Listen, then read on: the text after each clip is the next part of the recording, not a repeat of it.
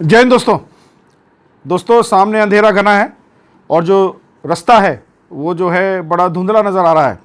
ऐसे समय में आपको क्या करना चाहिए, मैं आपको तजुर्बे से बता सकता हूँ और ये बात मैंने भी सुनी थी और आज मैं तजुर्बे से ही कह सकता हूँ आपको कि आप वहाँ तक चले जहाँ तक आपको रास्ता दिख रहा है।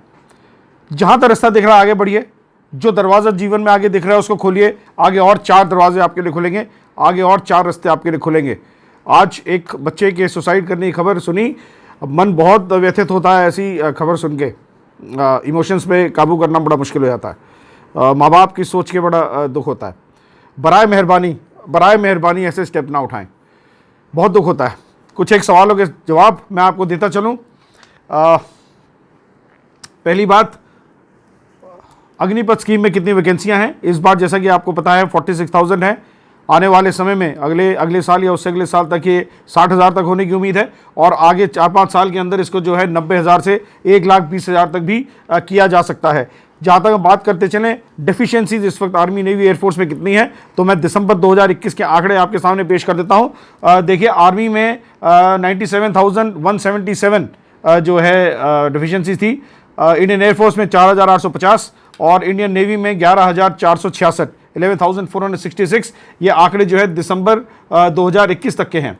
और जो है तकरीबन हम बात करें तो आर्मी से लगभग 60,000 लोग रिटायर होते हैं हर साल, अभी तक हो रहे थे। आगे जो इन आंकड़ों में बदलाव आएगा और 14,000 लोग जो हैं उसको आप VRS बोल लीजिए जैसे सिविल में बोलते हैं, या प्रीमेच्योर रिटायरमेंट बोल लीजिए, या पेपर्स पुटअप करके आना बोल दीजिए। सर्विस से पहले अपनी जो है पेंशनेबल सर्विस पूरे करके आने वाले, मैंने सिर्फ ये आर्मी का बताया आपको, आने वाले रिटायरमेंट पे वो तकरीबन 14,000 होते हैं। ठीक है।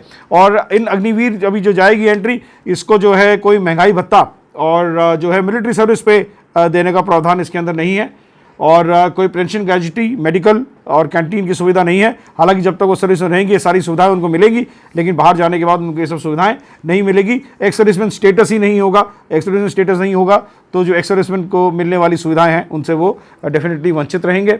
और जो है अग्निवीर जो है यूनिट के अंदर जब ये जाएंगे तो एक सेपरेट रैंक होगा। ये समझने की ज़रूरत है आपको, ये एक सेपरेट रैंक होगा और जो है उनको एक अलग बैच जो है लगाना पड़ेगा यूनिट के अंदर, ताकि जिससे पता रहे कि ये अग्निवीर एंट्री है। और ये आपको देखिए, जहाँ तक इनके डिप्लॉयमेंट का सवाल है कि ये लोग कहाँ पे डिप्लॉयमेंट रहेगी, कहाँ पे इनको डिप्लॉय किया, तैनाती कहाँ होगी, तो तैनाती इनकी जो है बिल्कुल रेगुलर सैनिकों की तरह होगी। बिल्कुल, अगर ये नेवी में है और ये सबमरीन तक में इनकी डिप्लॉयमेंट हो सकती है, अगर ये आर्मी में है तो ये जो है पहाड़ों में, जंगल में, डेजर्ट्स में, जहाँ पे भी एक रेगुलर जवान जाएगा वहाँ पे जो है इनको डिप्लॉय किया जाएगा। वहाँ पे उनको मिलने वाले जितने भी अलाउंसेज हैं, जो भी भत्ते हैं, वो ज़रूर इनको मिलेंगे। इसलिए मेरा सुझाव आप लोग ये रहेगा, जो भी अग्निवीर एंट्री से अंदर जाएंगे आप जो हैं प्लीज़ अपने को फील्ड एरिया के लिए ऑप्ट करिएगा।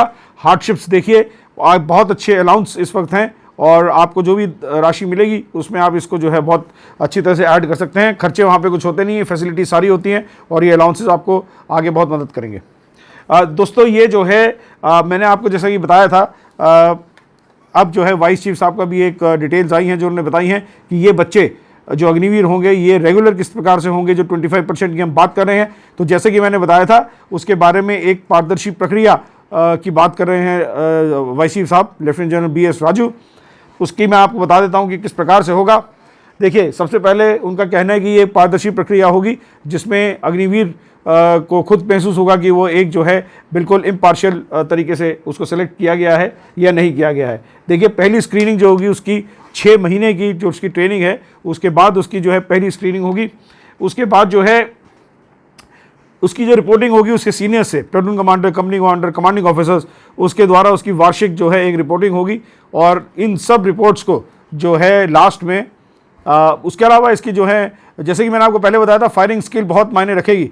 जो भी उसकी ट्रेनिंग होगी, उसकी परफॉर्मेंस होगी, फायरिंग, फिजिकल फिटनेस, इनका सारा लेखा जोखा होगा और वो जो है ईयर एंड में उसको एक डेटा बेस के तौर पे उसको अपलोड कर दिया जाएगा एक पोर्टल पर और जो है वो सील कर दिया जाएगा। किसी भी तरीके का जो है मानवीय हस्तक्षेप उसके अंदर फिर नहीं होगा और चौथे साल में का डेटा अपलोड करके उसको जो है सारा डेटा निकाल के एक फाइनल मेरिट लिस्ट बनेगी और उस हिसाब से पहले 25% जो मेरिट लिस्ट में होंगे उनको जो है सरकार इसके लिए बुलाएगी परमानेंट के लिए।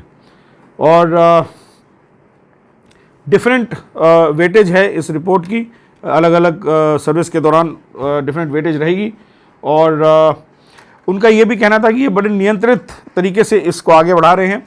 और आगे ये सवाल उनको पूछा गया कि क्या लड़कियों की भी एंट्री होगी अग्निपथ से, तो उन्होंने बताया जी आगे आगे जो है अग्निपथ के थ्रू लड़कियों की भी एंट्री होगी, जैसे कि अभी सेना मिलिट्री पुलिस में इस वक्त जो लड़कियां जा रही हैं।